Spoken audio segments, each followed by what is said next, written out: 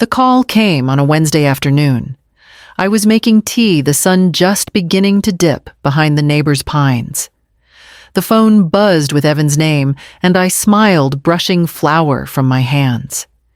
"Hey, sweetheart," I answered, already picturing the tuxedo fitting or last-minute seating chart questions. He cleared his throat. "Mom, I wanted to talk to you about the wedding." I leaned against the counter. "Of course.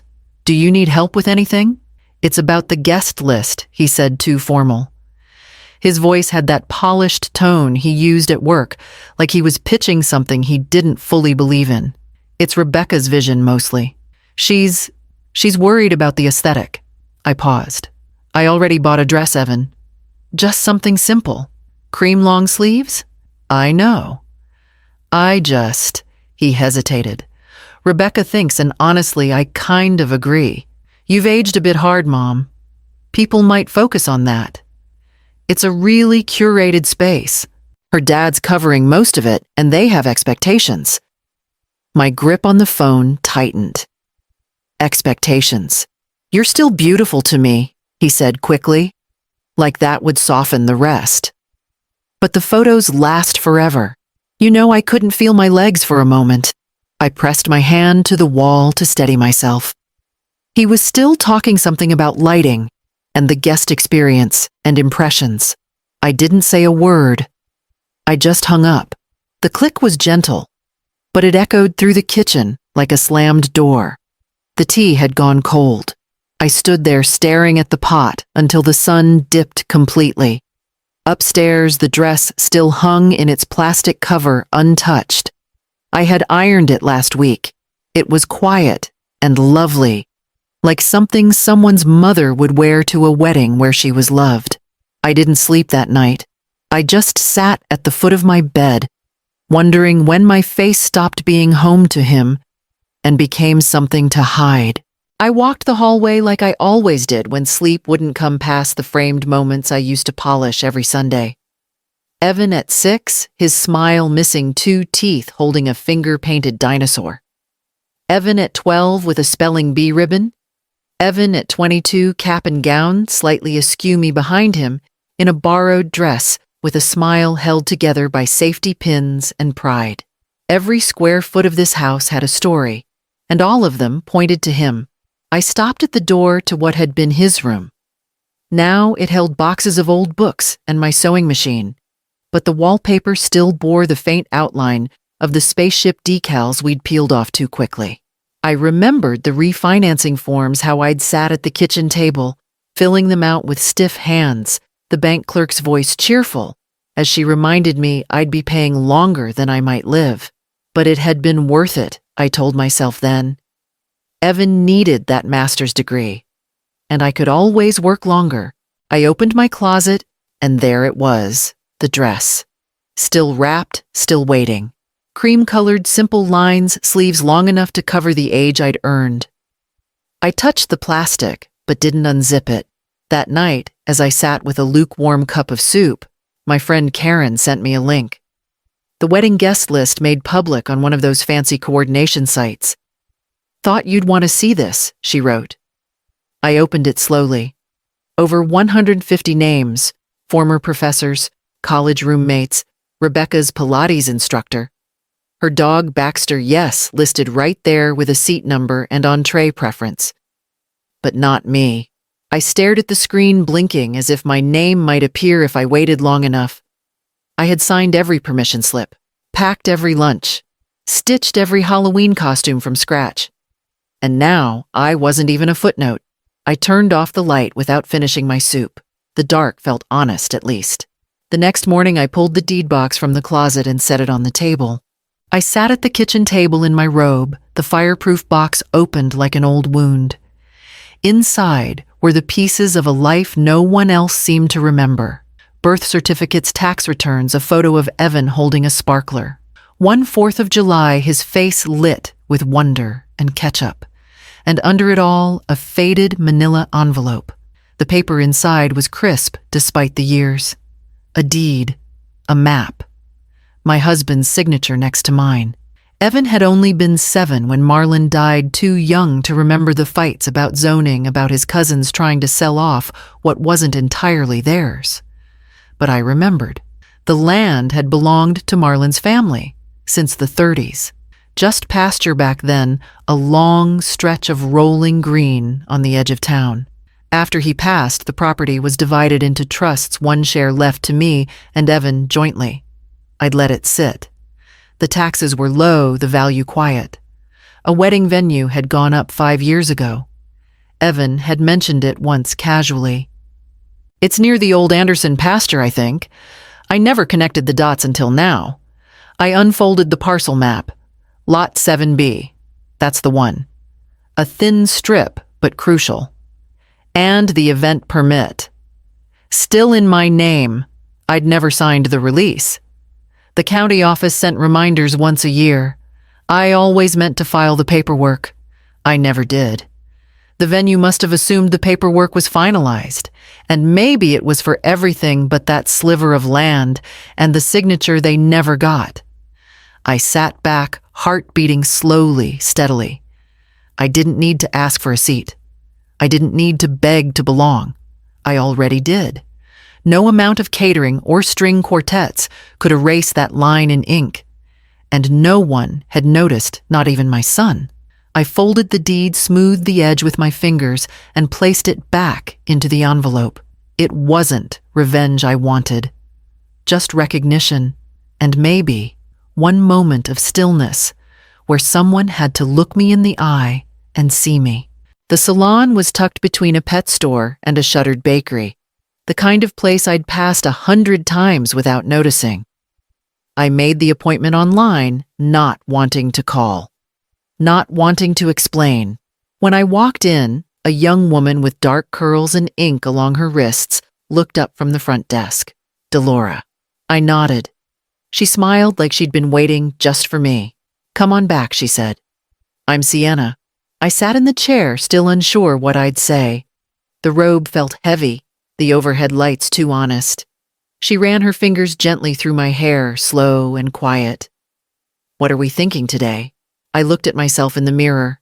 The same lines, the same tired softness around the jaw. "Something different," I said. "That's all?" She didn't ask why, just nodded and began. There was music in the background, something low and rhythmic. She sectioned my hair with care, not with speed. Her hands were firm but kind. At one point, as she trimmed near my temples, she said, "People carry stories in their hair, you know. You can feel it." I didn't answer, but I think she knew I believed her. By the time she finished, my reflection had changed, but not completely. The shape was cleaner. The gray still there, but purposeful now. I looked like myself, only sharper. More awake. Sienna handed me a mirror for the back view. "You look like someone who doesn't wait to be asked." I blinked once, then smiled. "Thank you." She didn't press the moment, just handed me a warm towel and said, "You're welcome," like it was nothing. Afterward, I walked down the block and bought new shoes, soft leather, low heel, no nonsense. A wrap the color of ash and morning fog, and a pair of pearl earrings from a silver-haired artisan who wrapped them carefully in tissue and said, "For something important." I didn't lie. Yes. Back home, I laid each item on the bed and studied them. Not armor, not a costume. Just a version of myself that had been waiting its turn. 2 days after the haircut, an envelope slid through my mail slot, stamped with the county seal. Inside was a folded notice marked "Pending Action." At first, I thought it was junk, some leftover tax correspondence, but then I saw the parcel number printed in the corner. Lot 7B. My land. I called the clerk's office and asked for confirmation. The woman who answered, Nancy, had gone to school with Marlon. Her voice softened when she realized who I was. "Oh, Delora, I thought you'd moved years ago. You're still listed as co-owner." "Yes," I said. "Still here." She hesitated. "Then you should know the event space on that property is operating under a provisional permit. It's missing your co-signature. They've been waiting months. The assumption was, well, that you'd passed or weren't reachable. I could almost hear her embarrassment through the receiver. No, I said quietly. Neither. She promised to send copies for my records. When the email arrived, I printed every page and laid them across the table like a map. The venue's permit, its inspections, its pending renewal, all frozen in limbo without one line of ink. Mine. They hadn't called. They hadn't checked. They'd simply decided I was gone. I ran a finger over the blank space where my name should have been, thinking of Evan's voice on the phone that night, how final it had sounded, how easily he'd erased me. It struck me that this silence was my own kind of erasure, but wielded differently. Mine didn't demand attention. It waited. I didn't sign. I didn't revoke. I simply let the stillness remain exactly as it was, a pause stretched across county paperwork and time. Some things didn't need confrontation to carry weight. Some things only needed absence. That evening, I walked the perimeter of my backyard, the grass damp underfoot, and watched the lights of town flicker below. Somewhere out there, the venue was glowing with preparations, florists, planners, photographers. And beneath it all, buried in ink and oversight, my name was still holding everything in place. The sky was pale when I stepped out of the taxi. Already, rows of expensive cars lined the gravel lot, sleek foreign machines gleaming under the morning light. I walked past them without slowing my heels, careful on the uneven stones. No one turned. No one noticed. Inside the church smelled of old wood and lilies. A hush settled like dust across polished pews and high arched beams. I slipped into the last row just as the music began. From where I sat, the guests looked like mannequins in pastel and pressed wool. Heads craned as the doors opened at the far end. Rebecca appeared in a river of white silk, her arm looped through her father's. The photographer shifted for a better angle.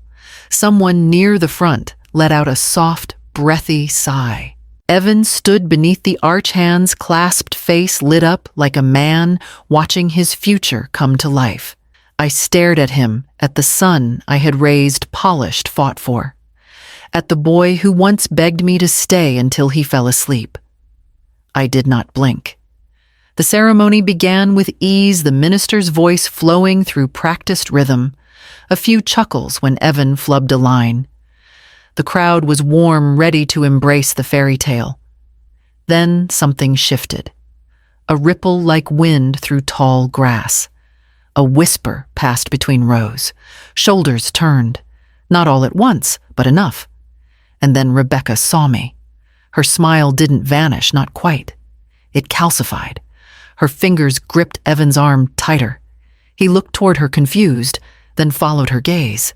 Our eyes met. He didn't recognize me at first. Not really. I saw it in the way his face softened, then tensed, like he was processing an apparition.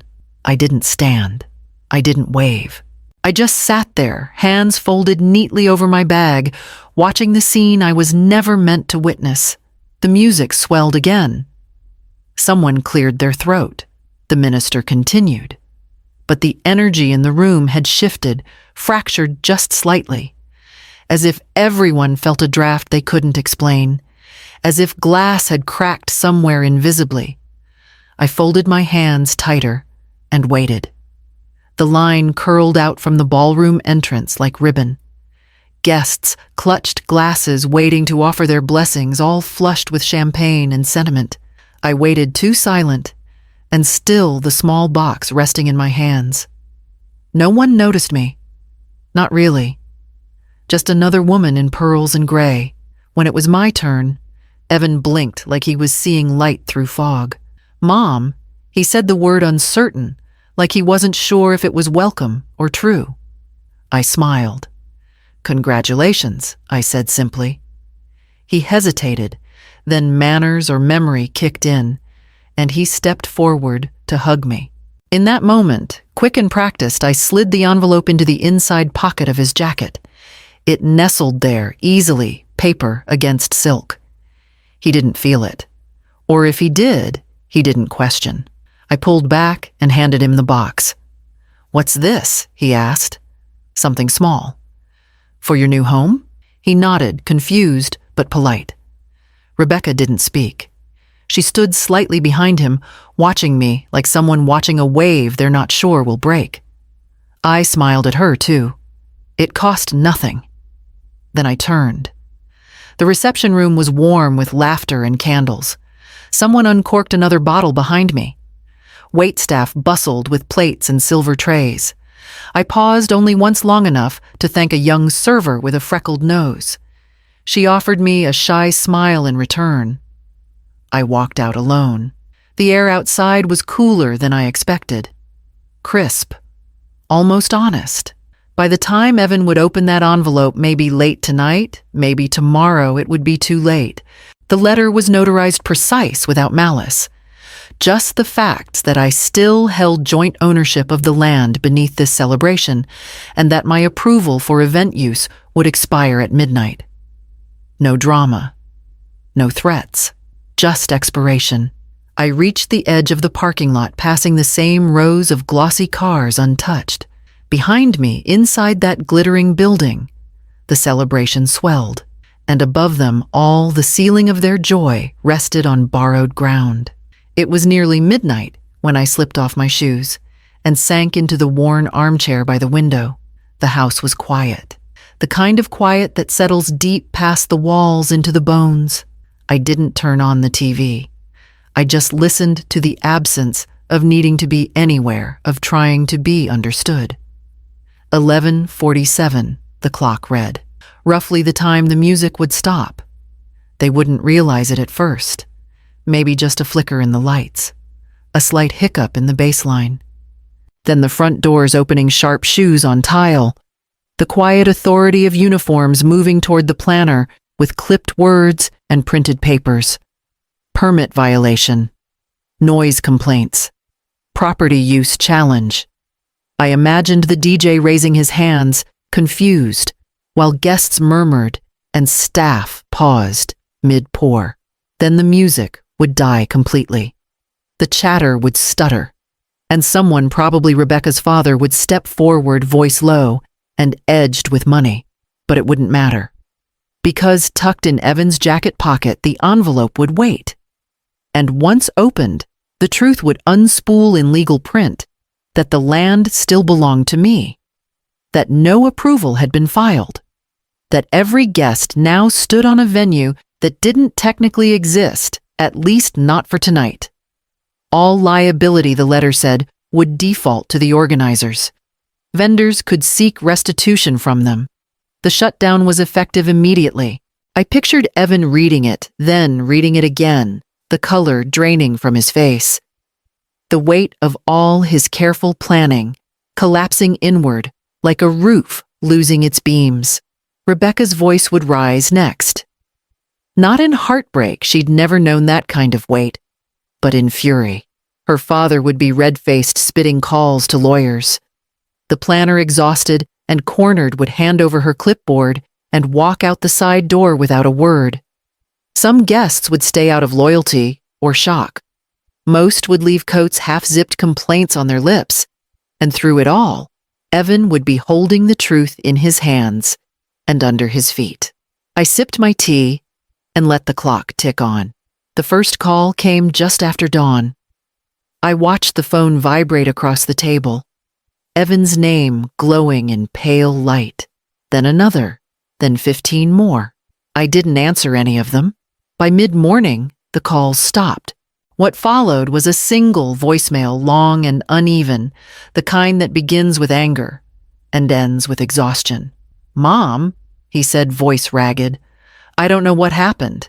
The police said something about property lines permits your name. You could have told me. I didn't know you still owned that land." A pause, sharp breathing. "Rebecca's gone. She left last night for her parents' estate. Her father's suing the venue. And me. He says it's my fault for not verifying the contracts." He let out a bitter laugh, low and lost. "I just wanted one perfect night. I didn't mean for it to go like this. I didn't mean silence again. then quieter. You were right about her. You were right about everything. Please call me. Please. The message ended with static. I poured more tea, the scent rising warm and steady. I listened to the voicemail twice, not for the words, but for what was missing in them. He wasn't calling because he'd remembered me. He was calling because he'd finally realized I existed. There's a difference. I set the cup down and pressed delete. Not out of spite, just finality. The kind that doesn't need witnesses. Outside, the late morning sun spilled through the lace curtains, painting the floor in shifting patterns. Somewhere in town, lawyers would be drafting papers, and Rebecca's family would be gathering explanations. Somewhere else, Evan would be standing in the ruins of his perfect image, learning how small it felt to be ignored. I washed my cup, dried it carefully, and put it back in its place. The kitchen was still. For the first time in years, I felt no need to answer to anyone. By noon, I was packing a small suitcase. The cottage sits at the edge of a quiet road, half hidden behind a row of old oaks. It's small, just 2 rooms and a porch, but it feels wide enough to breathe in. I signed the lease under my full name, no abbreviations, no suffixes, just Delora. Each morning, I walk to the market. I know the grocer by name now. I buy what I need, and no more strawberries when they're in seasoned soft rolls from the bakery time for the window box. The days unfold gently. No schedules, no forced smiles, no waiting by the phone. In the afternoons, I read by the window where the sun lands just right. Sometimes I walk the trail behind the property, the gravel crunching under my shoes. Other times I sit in silence and let the quiet fill the places that used to ache. There are no photos on the fridge, just a small magnet shaped like a bird. The rest, Evan's graduations, birthdays, holidays, I left in a box back home. I didn't burn them. I just didn't bring them. The dress I bought for the wedding hangs in the back of the closet, still in its plastic, still waiting for a moment that never came. It's too nice to give away. Too dignified to throw out. Maybe one day I'll wear it to dinner. Not to be seen, but to feel the weight of something beautiful against my skin. I don't need a guest list. I don't need applause. I don't need someone else's blessing to feel worthy of being present. I sit on the porch some evenings with a cup of coffee and listen to the wind move through the trees. Once I used to wonder what my son was doing, if he'd come around, if I'd done something wrong. But now I understand. Some people build fences. Others build tables. This place, quiet, warm, and entirely mine, is the first thing I've built for myself. No RSVP required.